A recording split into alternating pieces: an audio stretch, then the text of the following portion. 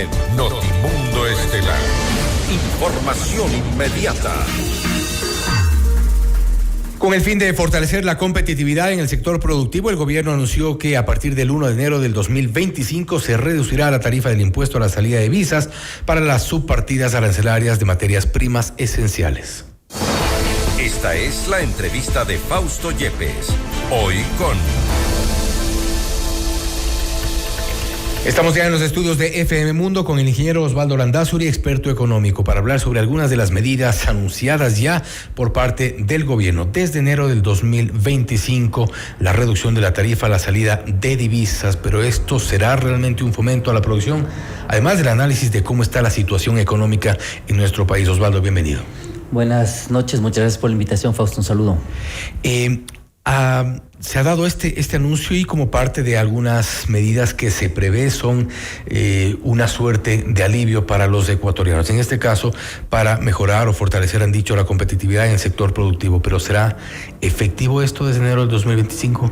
Es interesante analizar y recordar, entender bien cuál es el génesis y por qué estamos donde estamos. A ver, el ISD asoma en el 2000, estaba en el gobierno de Correa en el 2%, en el 2012 le suben al 5% en una ley de fomento ambiental que se viene abajo luego gracias a la Corte Constitucional, que dice eso es inconstitucional, tiene que bajarla, le doy hasta el 2023 y le extienden un año de plazo para que la cumpla. Entonces, bajo esa premisa, en enero del 2025, el impuesto a la salida de divisas debía haber regresado al 2%. Tengamos bien claro esto, Fausto, porque hablan del 2,5%. Entonces, en estricto rigor, tenía que haber regresado al 2%. Pero con la viveza que le caracteriza a este gobierno, que la última ley esta que le disfrazaron de lucha contra el lavado de activos y era sobre todo recaudatoria porque necesitaban plata para financiar esto de los jóvenes en acción, me parece. En los emprendimientos, $400 por cada uno. Exacto, que casi es una compra de votos indirecta. Lo cierto es que en esta última ley de conflicto armado, el presidente dice, restituyo la tarifa.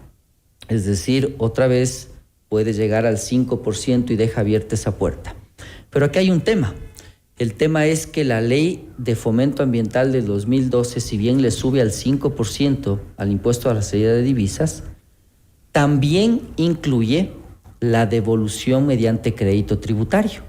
Entonces, en estricto rigor, materias primas, bienes de capital, podían ser devueltos o susceptibles de devolución si es que uno hacía toda la documentación. Entonces, tenías 0% para materias primas, bienes de capital, insumos, como lo has llamado, necesarios para producir. Entonces, ahora sí entendamos, ¿es un beneficio o no? Como quieran mirarlo. O sea, yo nada que no haya estado. Nada que no haya estado. Es peor todavía, porque además te dice, te voy a bajar al 2,5%, pero nunca incluyeron el tema del crédito tributario que sí había en la ley anterior. Entonces, ahora, el que antes tenía 0% porque le devolvían mediante crédito tributario ese impuesto a salida de divisas, pues ahora mínimo va a pagar 2,5%. Yo creo que esto es lo que caracteriza a las noticias pasó con el tema de los generadores, por ejemplo, porque también se hizo un anuncio obviamente con toda la publicidad de propaganda que es habitual, que estaban en 0%, pero cuando venían de China ya estaban en 0%. Sí, claro. De otros lugares de Europa ya estaban en 0%. No había tal beneficio adicional. La decisión del gobierno era básicamente algo que ya estaba. Sí, bien, y en realidad el impuesto a la salida de divisas abre la puerta para lo que usted, Fausto, decía en parte de la introducción.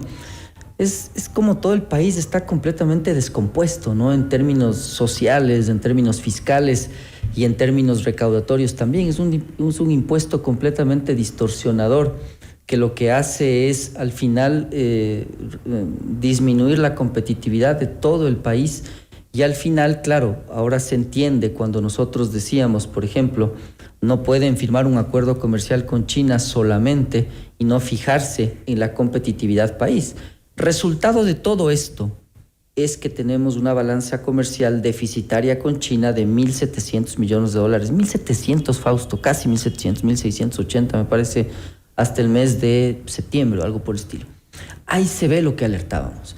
Entonces, este modelo de desarrollo que nos impusieron banqueros, agroexportadores, etcétera, tiene que tener una estructura completamente coincidente y completamente articulada. De lo contrario, tienes, por un lado, sí, compita con China, le dices al textil, y al mismo tiempo paga impuestos a salida de divisas, entonces no tiene ni pies ni cabeza. Ahora eso es lo que nosotros alertábamos al Ecuador. Estas distorsiones, contradicciones o como le queramos nombrar, ¿podrían de alguna forma establecer que estamos frente a autoridades que no tienen un norte, no tienen una dirección? ¿Cómo ven ustedes este tipo de decisiones, como decíamos, contradictorias, distorsionadas en otros casos, pero que no apuntan a ningún lado? Sí, es en parte eso, ¿no? No hay un modelo de desarrollo, pero creo que sí hay una agenda atrás. Y esa agenda yo la he alertado. A mí me parece que hay claros intereses de estos sectores que yo he mencionado por imponer una agenda a tontas y a locas sin analizar qué va detrás.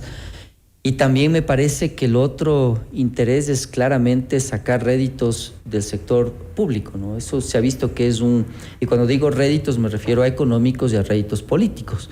Entonces, creo que si bien es verdad esto, Fausto, de que no hay ningún modelo de desarrollo aquí que esté claro, no se ve ninguna agenda país, no se ve ningún plan económico, no hablamos de perfilamientos, no hablamos de modelos de desarrollo, es una barbaridad lo que... No sabemos a dónde vamos a llegar, cuál es el puerto al que estamos apuntando. ¿A dónde le está apuntando? Es decir, subieron el IVA y ese IVA va a alcanzar para pagar los sueldos de la burocracia en diciembre con su 10º y se acabó. 2.200 millones más se han recaudado este año en relación al anterior. Eso es para los 10º de la burocracia. ¿Qué sentido tiene todo esto? Entonces, al final me parece que los intereses sí están ahí.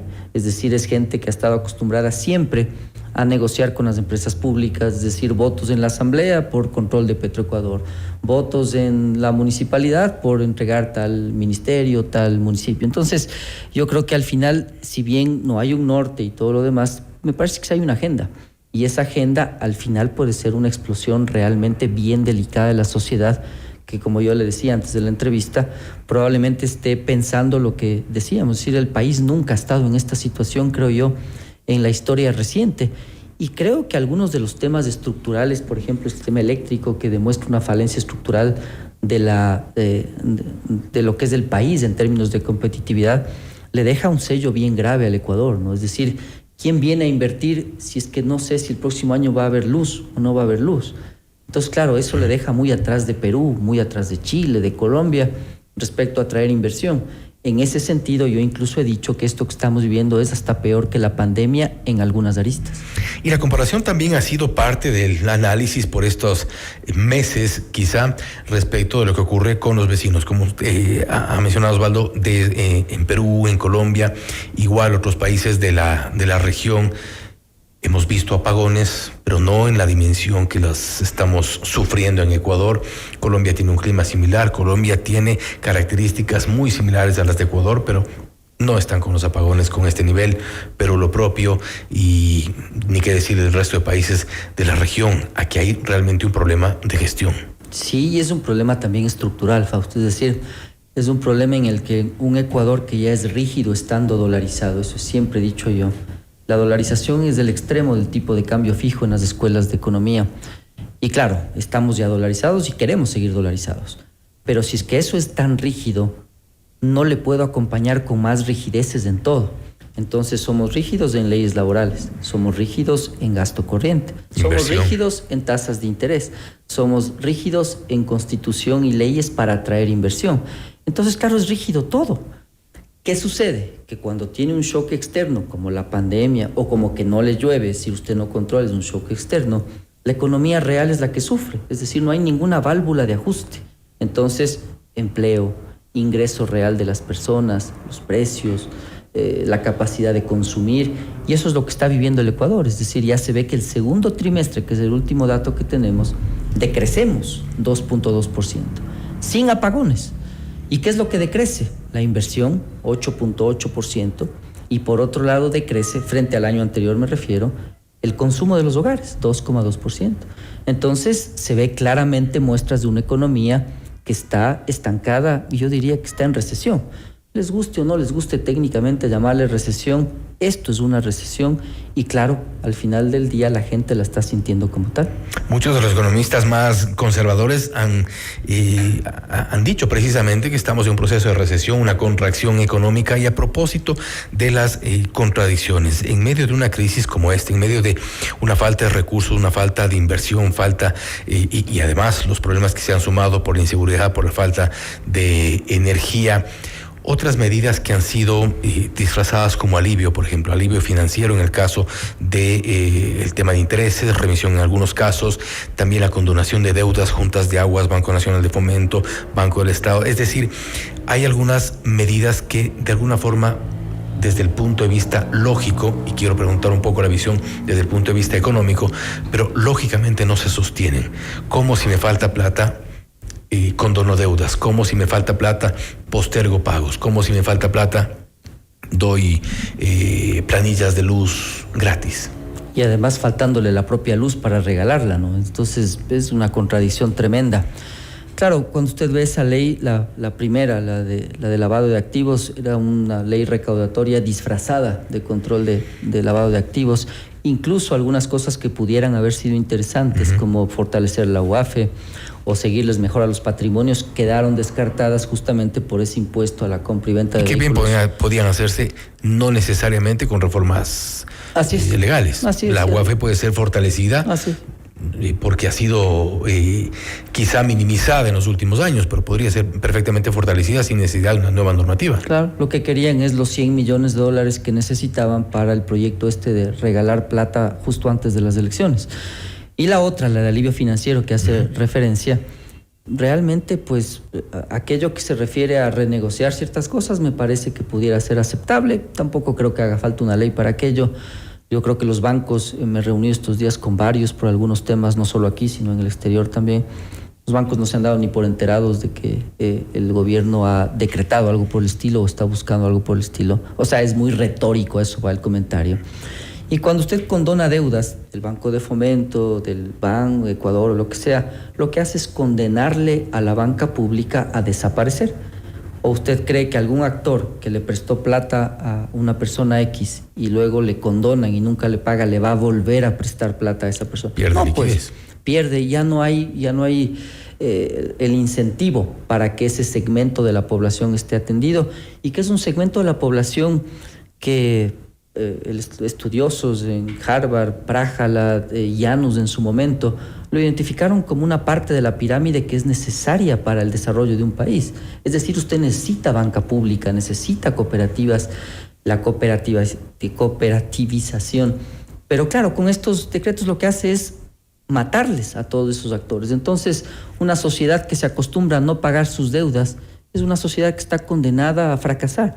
Lo que debe hacer es renegociar, lo que debe hacer es ofrecerles oportunidades de trabajo. El alivio debería venir por ahí. Pero a la larga lo que usted ve es una baratija de ofertas por todo lado que claramente tienen tintes electorales y además que no están alineadas unas con otras. Es decir, usted no puede promover seguridad energética condonando planillas de luz. ¿O cree que algún privado va a venir mañana interesado si dicen estos locos van a decretar mañana moratoria de los pagos de las planillas eléctricas? Entonces, si se fija, Fausto, todo va en contrasentido.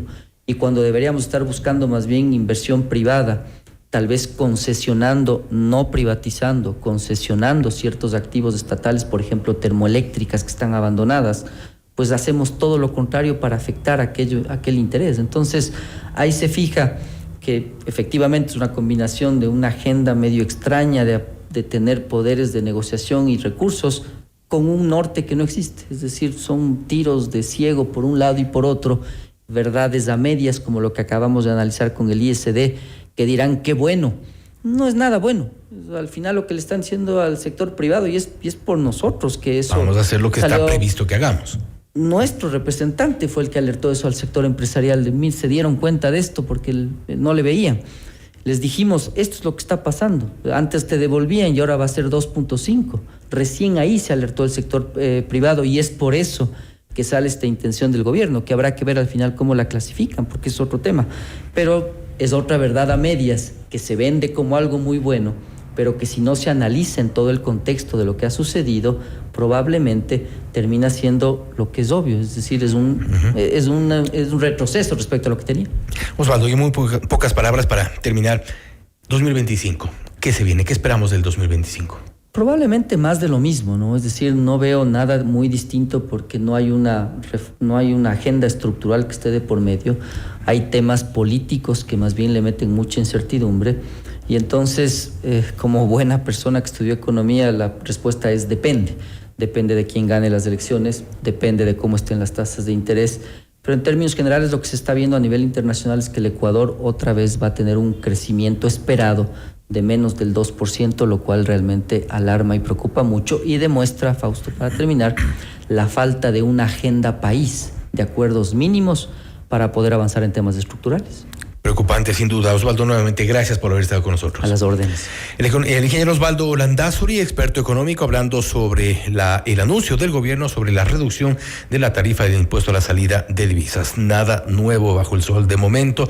Ofertas que tienen más tintes electorales, ha coincidido, y que el 2025 nos espera muy seguramente más de lo mismo. Es decir, crisis. Esto es Notimundo Estelar, siempre bien informados.